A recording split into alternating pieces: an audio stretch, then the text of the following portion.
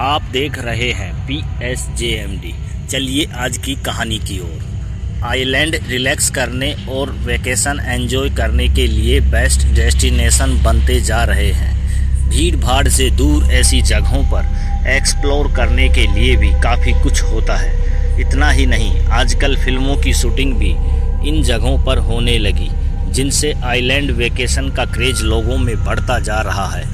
वहीं natural beauty से दूर दुनिया में ऐसे कई आइलैंड हैं जो डरावने और रहस्यमयी होने के साथ ही ऐसे काफ़ी अजीबोगरीब हैं। आइए आज हम आपको ऐसे ही एक आइलैंड के बारे में बताते हैं जहां रहस्यमयी तरीके से लटकी हैं हजारों डरावनी डॉल्स। हम बात कर रहे हैं मैक्सिको सिटी से करीब 17 मील दूर आइसलैंड की।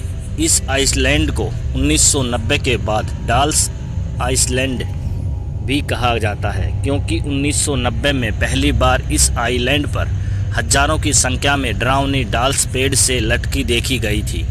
इस आइलैंड को तैरता हुआ बगीचा भी कहा जाता है, जिसे मैक्सिको में चिनम्पा भी कहा जाता है।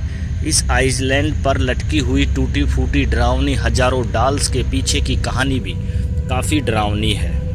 कहा जाता है कि सेंटारा नाम का शख्स अचानक अपने परिवार को छोड़कर अकेला इस आइलैंड पर रहने के लिए आ जाता है। ये भी कहा जाता है कि सेंटाना के इस आइलैंड पर आने के बाद कुछ लोग इस आइलैंड पर घूमने आए थे, जिनके साथ एक छोटी बच्ची भी थी। तभी उस बच्ची की मौत आइलैंड के किनारे डूबने से हो गई थी। बच्ची की मौत जिस जगह हुई, सेंटाना को उसी जगह एक डाल तैरती हुई नजर आई। कहा जाता है कि सेंटाना को महसूस हुआ कि उस डाल में उसी बच्ची की आत्मा है जिसकी यहाँ डूबने से मौत हुई थी। सेंटाना उस डाल को पेड़ पर लटका देते हैं और इसी तरह ये सिलसिला कई सालों तक चलता रहा।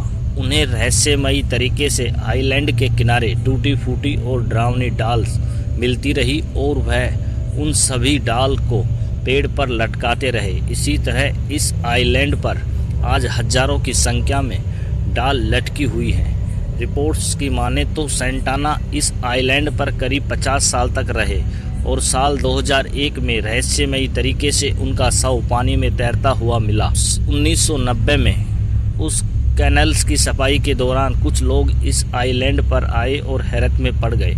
इसके बाद मीडिया में इसकी बातें शुरू हुई और लोगों का इस आइलैंड पर आना जाना शुरू हुआ। फिलहाल यह आइलैंड अब टूरिस्ट पैलेस बन गया है, लेकिन रात होने से पहले सभी यहां से चले जाते हैं। लोगों का कहना है कि रात के समय इन डॉल्स के फुसफुसाने की आवाज़ें आती हैं और ऐसा लगता है कि पेड़ पर लटकी ये डॉल अपनी डरावनी आंखों से सब कुछ देख रही हो। इसी के साथ ये कहानी समाप्त हो।